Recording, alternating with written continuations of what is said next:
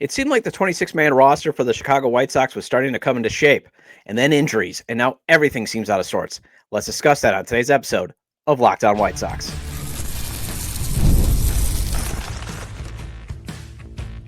You are Locked On White Sox, your daily Chicago White Sox podcast. Part of the Locked On Podcast Network, your team every day. Hello, I'm your host, Todd Welter, a lifelong Sox fan and the site expert at SouthsideShowdown.com, part of the Fansided Network, and also I've covered Major League Baseball for outlets such as the Associated Press. And thanks for making Locked On White Sox your first listen every day, part of the Locked On Podcast Network, your team every day.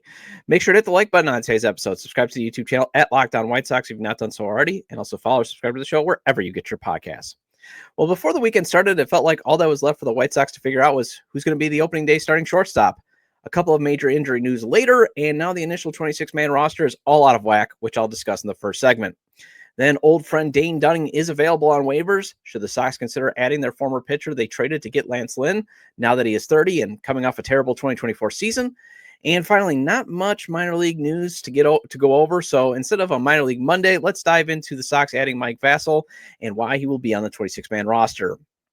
Today's episode is brought to you by FanDuel. Right now, new customers can get $200 in bonus bets when your first $5 bet wins.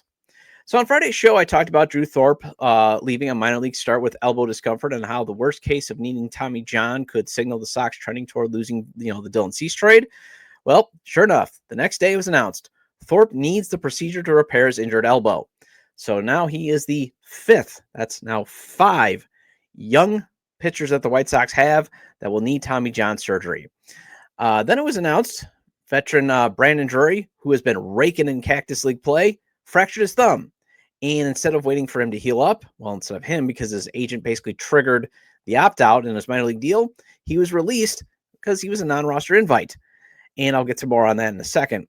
Then more news trickled out yesterday when outgoing Chicago Sun-Times beat reporter Darryl Van Schouwen reported that veteran infielder Josh Rojas and veteran outfielder Mike Tauchman, two of the basically biggest free agent signings the Sox had. That shows you kind of how the offseason went for the White Sox. They're likely starting the season on the 10-day IL.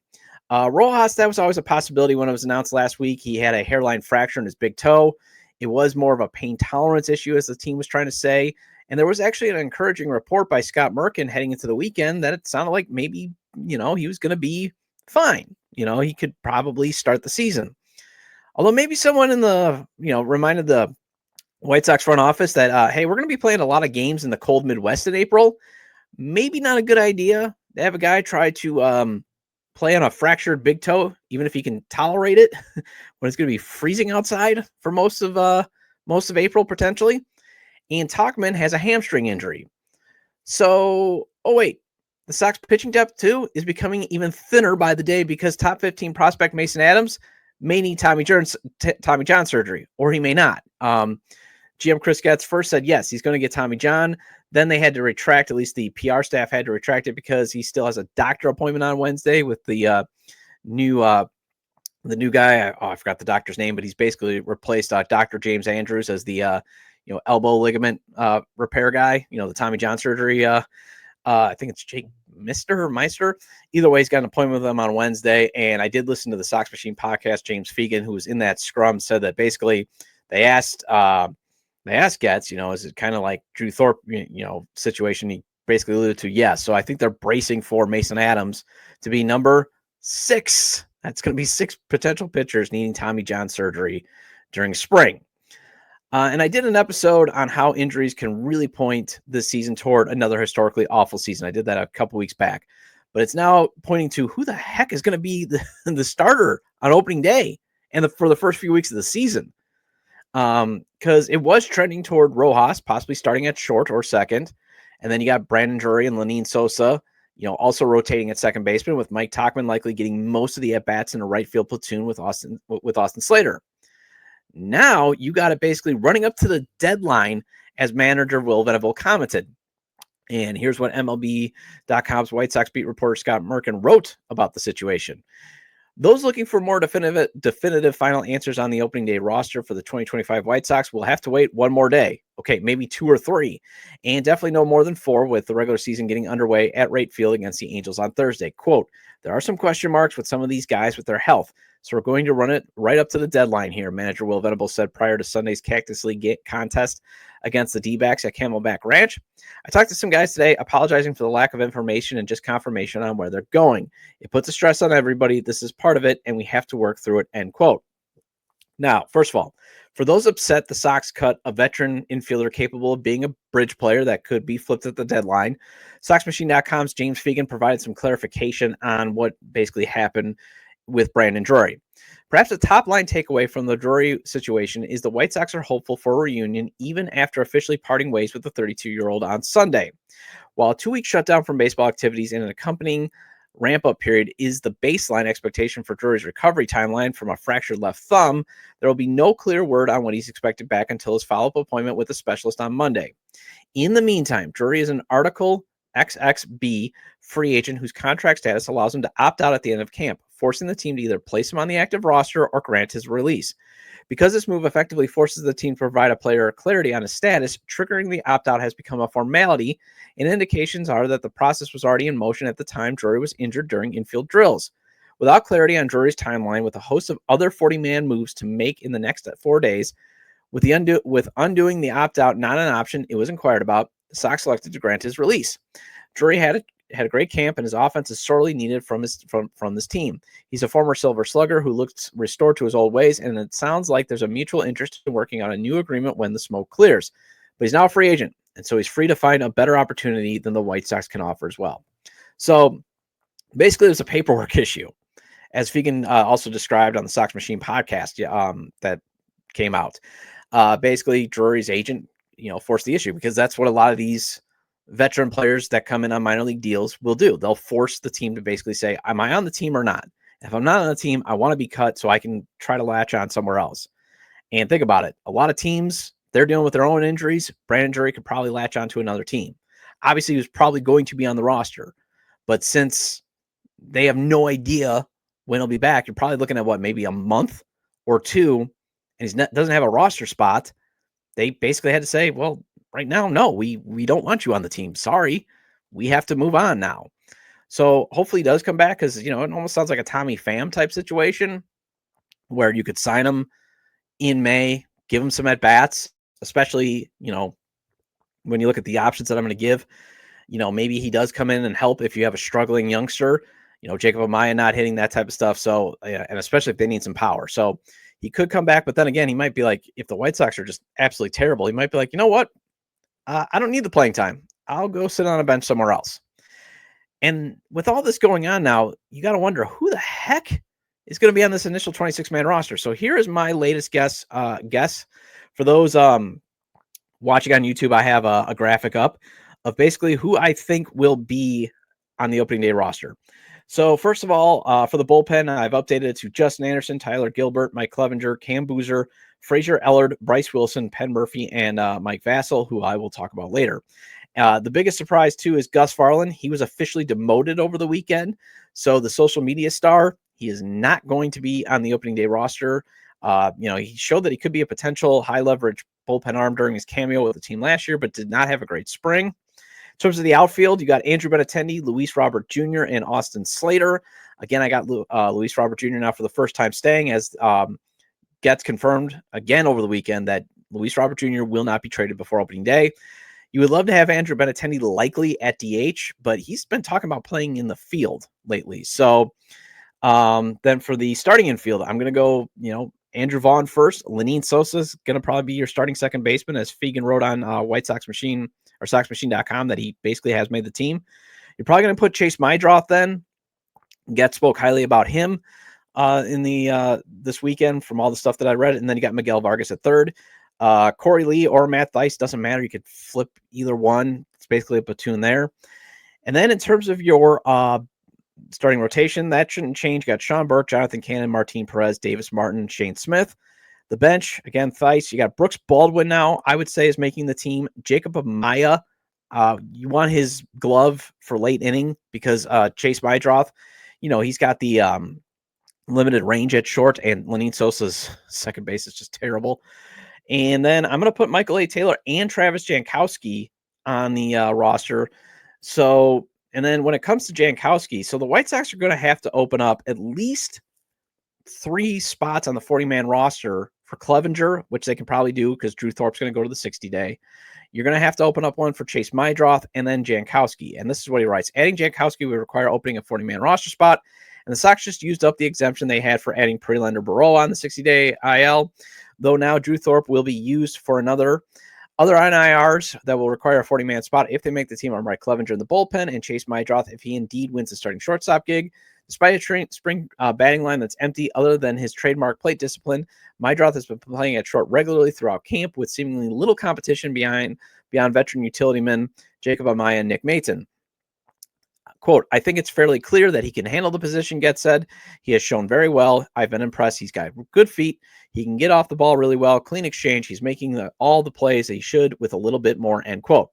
Now, just for comparison's sakes, SoxMachine.com's Josh Nelson, he took a stab as he was on a heater on social media yesterday, hammering home how injuries are just doing a number on the White Sox. So basically his difference, I've got the tweet up. It's at SoxMachine_Josh. The difference that he has between me is obviously he's got, I got Ellard because I thought Ellard has just had a better spring training, but he's going to go with Brandon Eisert in the, he's got him in there. And then I went with Jankowski because Fletcher's already been demoted to the minor league camp. It doesn't mean that they can't bring him back. He's on the 40-man roster, so they could bring back Dominic Fletcher, and I could see where that's coming from if you're going to go with more youth. But, the one thing is when you look at both of these kind of predictions, projections type of thing, armchair GM, where the heck is the power coming from? And you better hope Miguel Vargas now finally realizes his potential, because otherwise you just got Luis Robert Jr., who hit a home run yesterday, and he's likely going to get traded if he can make it through April healthy. And obviously this team was going to lose 100 games, even if Rojas and Tauchman were healthy to start the season, and so is Drury. But now you really got some, almost, they're going to have to play a lot of small ball. They're going to have to play a lot of good defense just to even have a chance to win 60 games. And again, while these are short-term problems, it keeps speaking to the fact that there's just no margin for error if this team is even going to win 60 games. Well, the White Sox starting pitching depth is really thin with Drew Thorpe and Kai Busch lost for the season. One suggestion going around is the Sox should bring back Dane Dunning now that he is on waivers. Let's discuss if it's worth it next on Locked On White Sox. When it comes to fueling your body, quality matters. That's why Just Ingredients is changing the game with clean, high-quality products designed to support better health and peak performance. Just Ingredients offers an NSF-certified line of protein powder, electrolytes, pre-workout, and creatine, all rigorously tested to ensure they're free from substances banned by major or athletic organizations. Just Ingredients has also partnered with two-time MVP Bryce Harper, who trusts their NSF-certified sports line to fuel his training and recovery. They use clean, transparent, wholesome, nourishing ingredients without artificial junk. And I love throwing their whey protein in my morning smoothies. Great tasting 2 flavors that they got. They got the chocolate whey protein, really good stuff there. And whether you're recovering after a workout or you just need an energy boost, their grass-fed whey protein and pre-workout delivers real results. Visit justingredients.us and use code LOCKEDONMLB for $20 off. Again, it's justingredients.us and code LOCKEDONMLB for $20 off. Or 20% off. And for more wellness tips, follow at just.ingredients on Instagram. Welcome back to Locked On White Sox. I'm your host, Todd Welter. Again, make sure to hit the like button on today's episode and subscribe to the YouTube channel at Locked On White Sox if you've not done so already. And if you can't catch the show on YouTube, Locked On White Sox is available on all major podcast platforms, so make sure to follow or subscribe on places such as Apple or Spotify. Either way, get your 30-minute fix of Chicago White Sox baseball venting with me.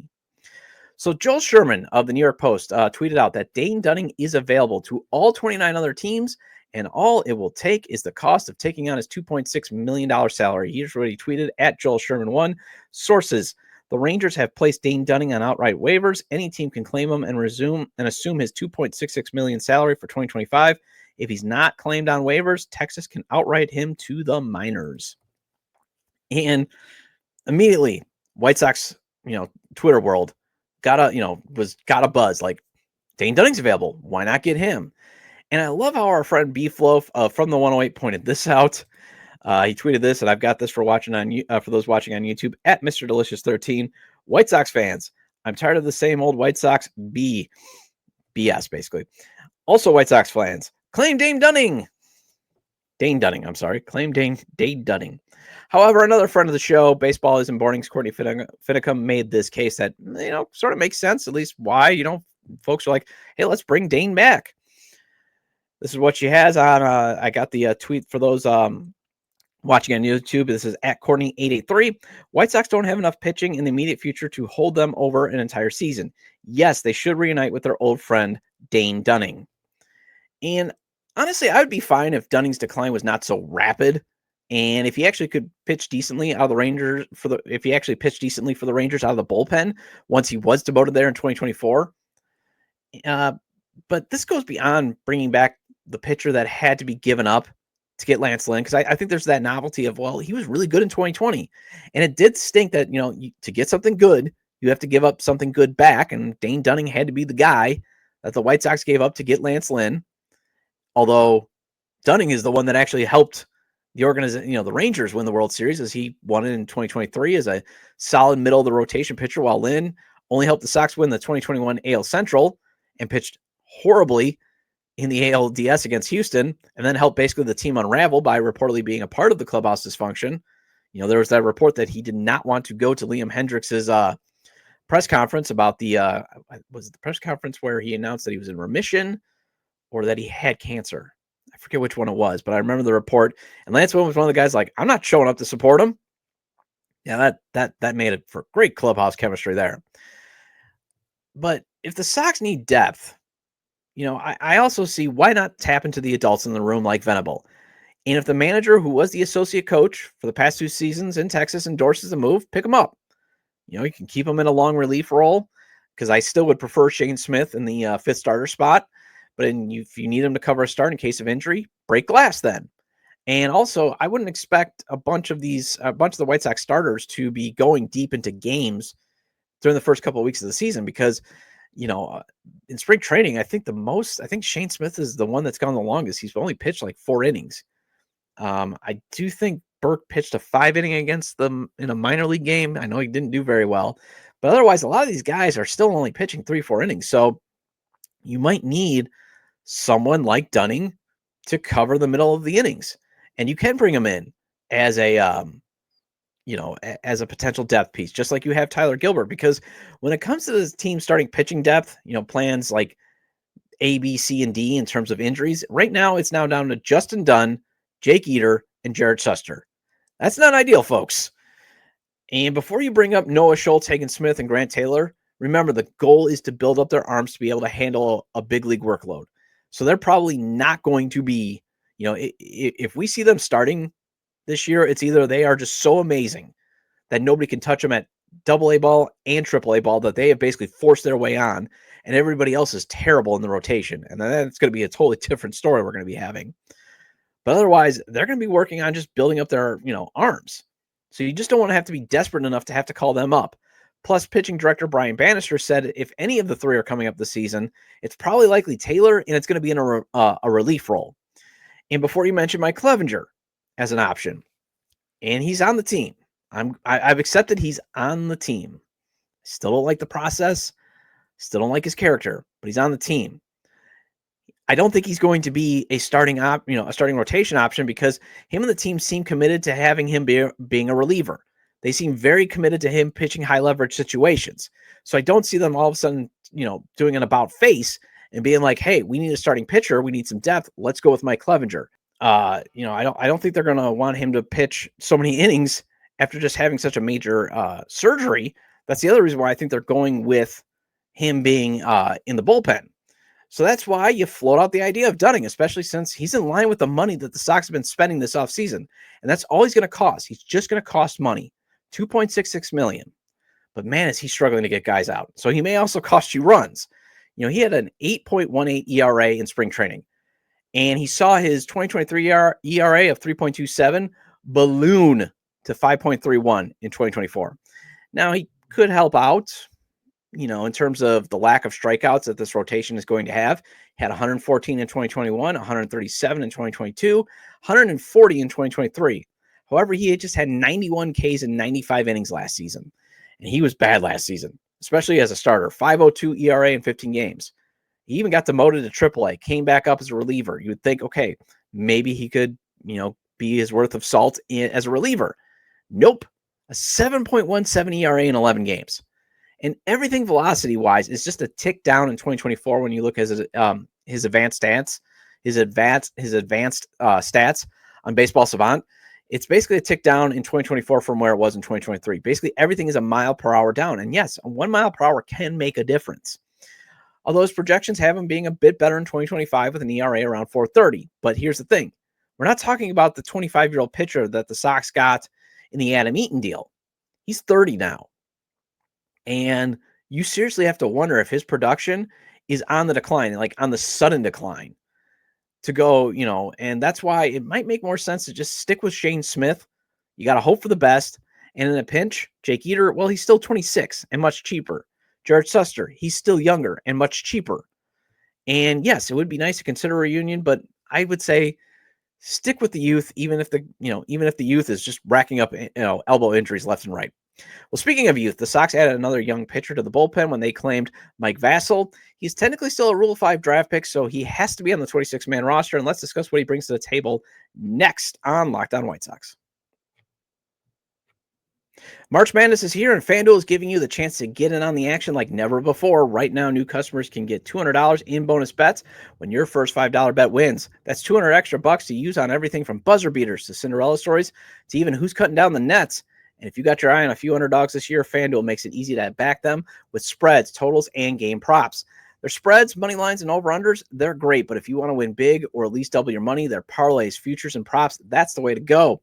With tournament games happening almost every day, there's always something exciting to bet on.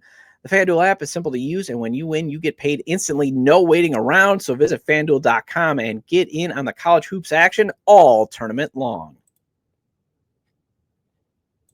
Welcome back to Locked On White Sox. I'm your host, Todd Welter. Again, shout out to all the everydayers. I appreciate your loyalty. Please hit the like button on today's episode. I recommend to your fellow Sox fans or baseball fans, friends, to subscribe to the YouTube channel at Locked On White Sox, wherever they get their podcasts, as this show is available on all major podcast platforms. Well, the White Sox made an interesting move over the weekend when they claimed Mike Vassel off of waivers, and this pitcher has had an odyssey this offseason. So he's been with the Mets organization since 2021 after he was drafted by the team in the 8th round out of Virginia. He does not get added to the 40-man roster this offseason, right before the Rule 5 draft. So therefore, he's eligible to get taken, and he's picked by the Philadelphia Phillies, who immediately trade him to the Tampa Bay Rays. That's allowed in the system. He does not make the Rays, though, after posting a 5.91 ERA in 10 2/3 innings in spring training. Gets waived, which is part of the process to kick off offering him back to the Mets. But the Sox claim him off of waivers. So since he's never been technically offered back to the Mets for $50,000, the Sox have to keep him on the 26-man roster. And GM Chris Getz confirmed he's going to be stashed in the bullpen. And that's fine. And he's also actually going to provide some depth as a starter because that's what he actually is. He's a starting pitcher. And when it comes to a 25-year-old Vassel, I believe he's 25, and a 30-year-old declining Dane Dunning, I'm going to take the 25-year-old Vassel. Although it's only because of the age, because Vassel was also awful for the Mets in AAA last season. He had a 6.04 ERA for the Mets AAA affiliate. And that, tumbled him out of the Mets top 30 prospect rankings. Baseball America had him in their top 20 in 2023. He also reaches as high as number 11 in the Mets system, according to MLB Pipeline. Here's Baseball America's scouting report. This was found by Daniel Russell of SB Nation's D-Rays Bay. Vassel pitches at 93 to 94 miles per hour and tops near 95 with a four-seam fastball he uses to set up the rest of his repertoire. Like many pitchers contending with the automatic balls and strikes system at AAA, he had trouble registering called high strikes with a tight zone. Vassel's mid to high 80s slider is a standout offering and grades as plus based on his ability to throw it for strikes and induce chases. He throws the slider both ahead and behind in the count. Vassel's mid-80s changeup has developed into a trusty chase pitch he uses to try to put away batters. He will drop in an occasional low 80s curveball when ahead in the count. Vassel's ability to command all four pitch types to both sides of the plate helps him keep hitters guessing. He's a high probability starter who might fit at a number 4 or number 5 in the rotation. And then here's MLB Pipeline's report. A possible high 2018 pick out of Boston College High School, Vassel opted to head to the University of Virginia following an arm injury that may have dinged his stock. He was inconsistent in his 3 years as a Cavalier, causing him to fall to the 8th round to the Mets in 2021. He sported a 3.53 ERA with 85 strikeouts and 71 1/3 innings last season, mostly at single A and high A. Side note, this is the 2023 scouting report. But he was limited due to forearm tightness and bone spurs in his elbow. He made up for the lost time with 6 Arizona Fall League appearances. The Mets immediately got to work on getting Vassel more athletic in his delivery and eliminating the two-seamer that sat at 91 to 92 miles per hour in college. He averaged 93 to 95 miles per hour with his newly reworked four-seamer, though velo could be inconsistent. And he had good spin in the 2,300 to 2,500 RPM range. He also credited New York for working on his upper 80s cutterish slider, making it more vertical to help play off the high heat. His low 80s curveball was good downward bite, accomplishes the same goal, while his mid 80s changeup is clear fourth pitch that shows some potential. Vassel's walk rate was downright stellar at AA Binghamton to begin 2023, giving added faith that he could be a future major league starter. The control has gone a little wayside as he's been squeezed by the ABS system at AAA, but he should still throw enough strikes to compete for a job in New York rotation for the next coming out of the next spring. Well, that didn't happen, obviously. And then finally, here's what Getz had to say per MLB.com Scott Merkin. Quote, he's been up to 3 innings in spring training. Getz said of Vassel, we can build off of that. He can provide bulk, and there's some versatility in his arsenal. Adding someone to the bullpen, whether it be Bryce Wilson or Tyler Gilbert, these guys that not only can be effective on the shorter stints, but also give us more innings, whether it be in a starting role or the underbelly of a game, is going to be really helpful, certainly early on in the season. So to have 2 Rule 5 picks on a roster is a bit unique, but considering our situation right now, where we are as an organization, we felt like it was worth the effort and perhaps worth the limitations that put on Rule 5 picks, but we're excited to get around him, end quote. So let's see if Brian Bannister can get him basically straightened out. At the very least, he comes in low leverage situations, and he's just an organizational depth piece for the rest of his career. Well, that wraps up this edition of Locked On White Sox. Thank you for making Locked On White Sox your first listen today. For your second listen, check out the Locked On Fantasy Baseball podcast with hosts Dominic Martino and Matthew Ane. MLB Fantasy Draft season is here. Be the most informed fan and set yourself up for a league win. Find Locked On Fantasy Baseball on YouTube or wherever you listen to your podcast. And I'll be back tomorrow to discuss what I wanted to discuss today. That was before all the injury news hit. And that is the Athletic's Dan Hayes adding some additional context to Justin Ishbia's pursuit of buying the White Sox. Feel free to leave comments about today's discussion regarding injuries making the 26-man roster seem just wide open. And then bringing back Dane Dunning and Mike Vasil being added. You can leave them at the episode page on YouTube, X, formerly Twitter, at Todd J. Dub, or at Locked On Sox, or you can email me at lockedonwhitesox@gmail.com. Have a great day, and I will see you tomorrow.